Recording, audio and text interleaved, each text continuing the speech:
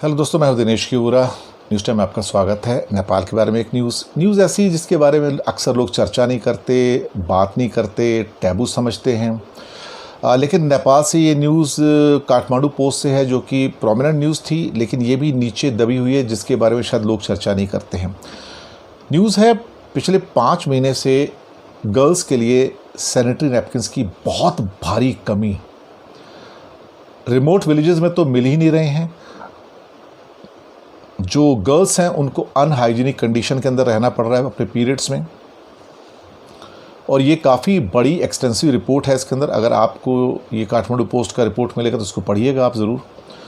और गवर्नमेंट ने मार्च के अंदर नेशन वाइड लॉकडाउन अनाउंस कर गया था, और बहुत सारे जो केस स्टडीज़ भी इसमें आई हैं, जो काफ़ी हद तक जो सर्वेज भी आए हैं, तो उसमें लिखा गया कि गर्ल्स के पास सप्लाईज थी नहीं उस टाइम, और जो थी बहुत लिमिटेड थी। उसके बाद इतना लंबा खिंचता चला गया, किसी फार्मेसी में कोई भी सप्लाईज बाद में नहीं आ पाई, और उनके हालात इतने ख़राब हो गए कि जिसके कारण उनको जो पुरानी मेथोडोलॉजी होती थी क्लोथ्स वगैरह यूज़ करने की, उसके ऊपर रिसॉर्ट करना पड़ा, जो कि प्योरली अनहाइजीनिक थी।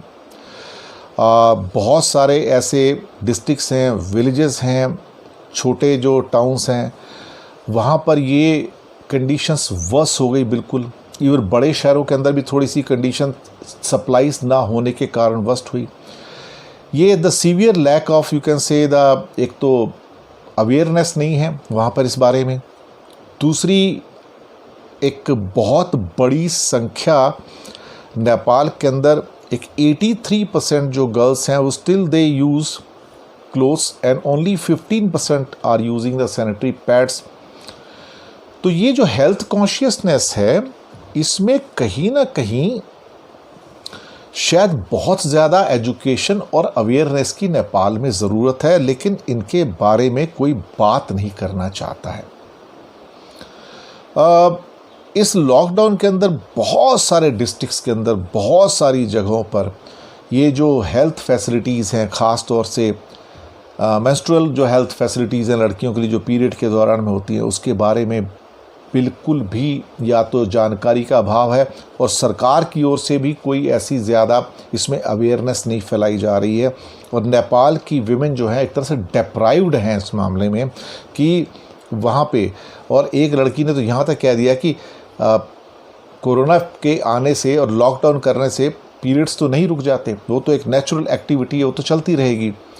लेकिन कोई इस बारे में सोचता नहीं, कोई इसके बारे में ख्याल नहीं करता। हम भी अपने आसपास देखते तो शायद इस बारे में, इस सब्जेक्ट को टैबू समझ के हम बातचीत नहीं करते, या फिर मुंह फेर के चले जाते हैं। एक बहुत सारी जो एक NGOs हैं, उनका भी कहना है कि एक बहुत बड़ी संख्या में, ऑलमोस्ट 43% जो लेडीज़ हैं, they are facing the restricted access to the health products in, और यहाँ पे सप्लाई चेन्स पूरी डिस्टर्ब हो चुकी हैं।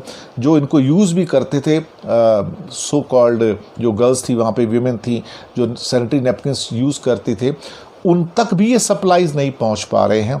और ये जो लैक ऑफ एक्सेसिबिलिटी है, और ख़ास तौर से कीमतें भी ज़्यादा हैं, और स्कूल गोइंग गर्ल्स के अंदर जो एक तरह से NGOs को या बाकी ऑर्गेनाइजेशंस को जो काम करना चाहिए था, वहाँ पे भी ये नहीं हो पा रहा है। बहुत सारे डिस्ट्रिक्ट से नाम आए हैं, सुर्खेत है, पारसा है, धाडिंग है, लामजंग है, और भी कई डिस्ट्रिक्ट्स के नाम दिए। काफ़ी बड़ी स्टडी है ये। इसके बारे में लोग बात नहीं करते हैं। लेकिन आज बाकी चीज़ें बात करते करते मुझे ये, जब मैंने काठमांडू पोस्ट के अंदर ये पोस्ट पढ़ी तो मुझे इंटरेस्टिंग लगी।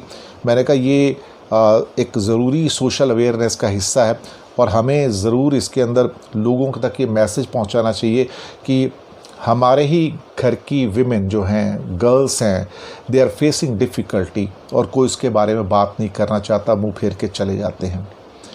ये कहीं ना कहीं जो कमी है पुरुष समाज की है, उसमें है कि वो इस मुद्दे की ओर ध्यान नहीं दे रहे हैं। अल्टीमेटली हम कोई 19th सेंचुरी में नहीं जी रहे हैं, 17th सेंचुरी में नहीं जी रहे हैं, हम 21st सेंचुरी में हैं। और 21st सेंचुरी में अगर ऑलमोस्ट 85% जो गर्ल्स एंड वीमेन जो नेपाल में हैं, अगर वो सैनिटरी नैपकिन्स को यूज़ नहीं कर रहे हैं, तो इसका मतलब कंडीशंस जो हैं बहुत ज़्यादा अनहाइजीनिक हो जाती हैं, बीमारी को इन्विटेशन दिया जाता है, इम्यूनिटी वीक होती है।